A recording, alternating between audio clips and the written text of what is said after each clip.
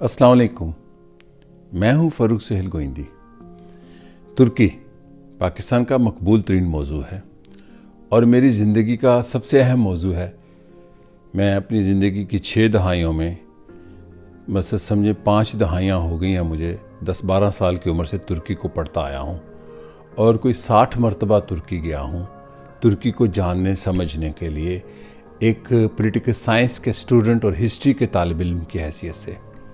पाकिस्तान का मकबूल तरीन मौजू है, लेकिन मैं 2 सवाल और उनके जवाब दूंगा और लोगों को कहूँगा कि जाएं पढ़ें। कुरान पाक में भी आया कि पढ़ें। लेकिन हमारे मुल्क में मैंने ये देखा है कि मेन स्ट्रीम मीडिया के बाद अब सोशल मीडिया उससे भी बिगड़ा हुआ है। तो 2 सवाल हैं। नंबर 1, क्या तुर्की एक सेकुलर मुल्क है? दूसरा, क्या 2023 में सल्तनत उस्मानिया बहाल हो जाएगी?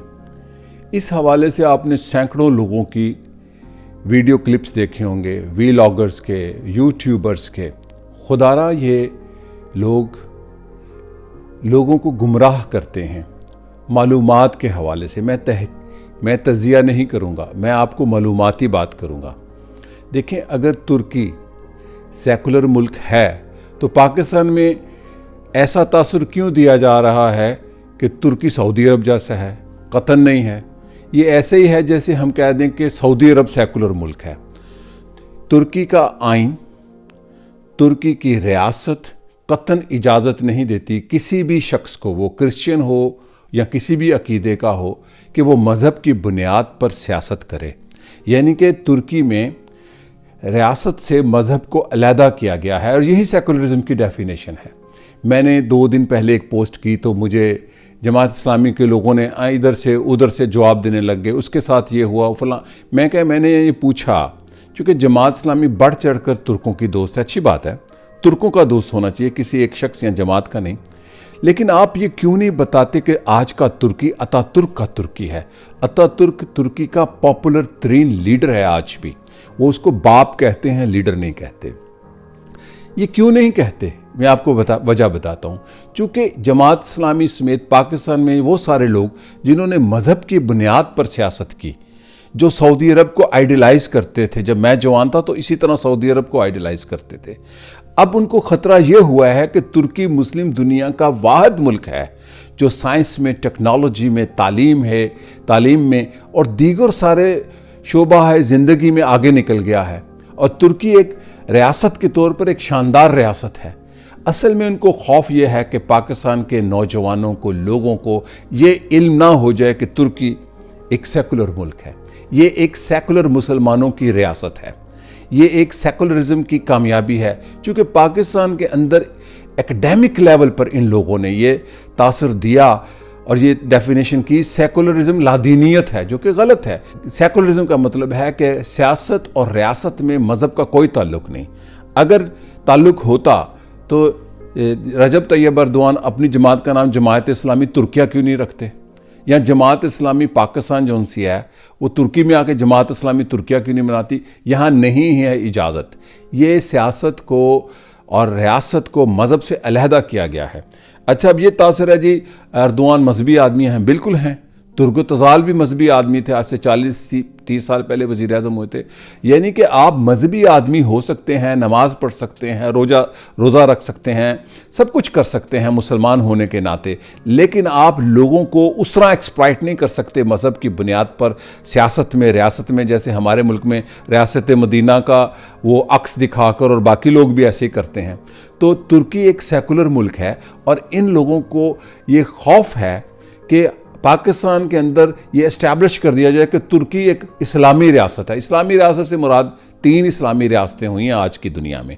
एक ईरान इस्लामी रियासत है अपने फ़िक़ा के मुताबिक, दूसरी सऊदी अरबिया इस्लामी रियासत है, तीसरी रियासत की बात करूँ, कौम नहीं, तीसरी तालिबान की इस्लामी रियासत थी। और ये जो जमात इस्लामी वाले और दूसरे, ये तो तालिबान और सऊदी अरब के साथी हैं। ये किन के साथी हैं?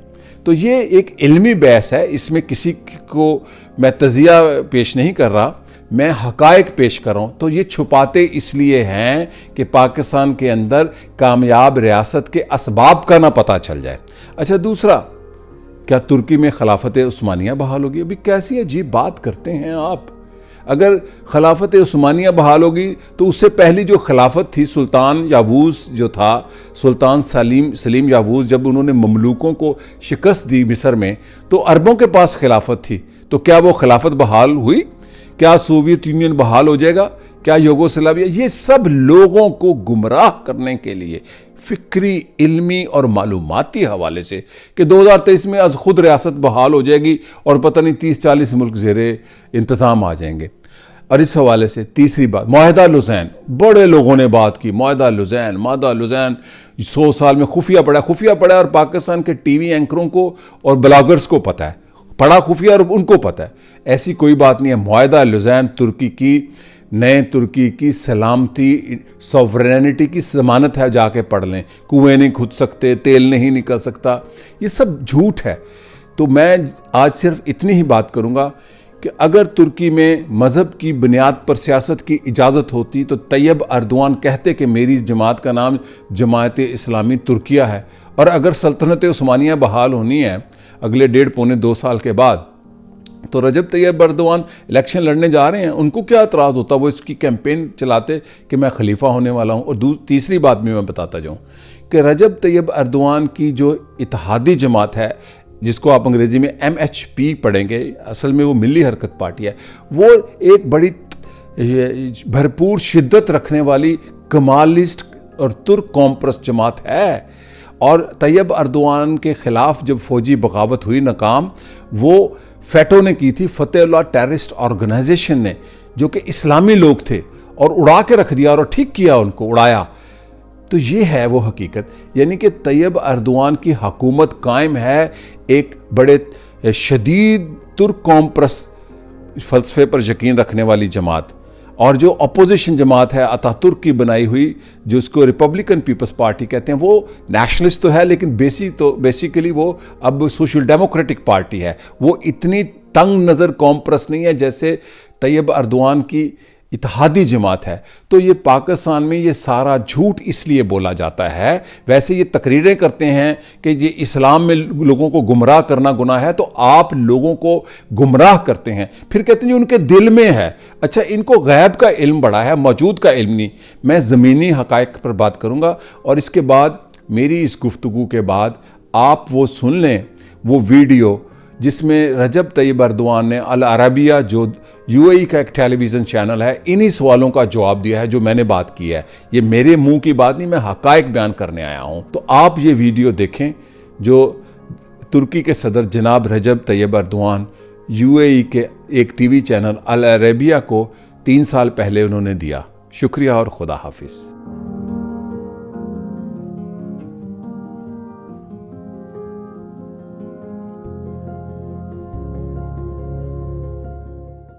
یہ ایک اہم نکتہ ہے۔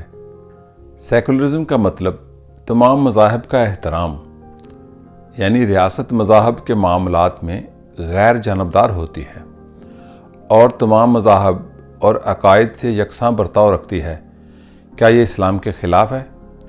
یہ اسلام کے برعکس نہیں، لیکن ایسے لوگ بھی ہیں جو نئے تصورات متعارف کروا کر اس کی نئی تعبیر کرتے ہیں۔ گزشتہ برسوں میں ہم نے سیکولرزم کی تعریف ہمیشہ مذہب مخالف یا لادینیت کے مساوی کے طور پر کی ہے۔ ایسے موقف پر ہم کہتے ہیں نہیں، سیکولرزم کا مطلب یہ ہے کہ ریاست کو کسی پر ترجیح دیے بغیر تمام گروہوں کی آزادی کی ضمانت دیتی ہے۔ سیکولرزم سے مراد ہماری یہی ہے۔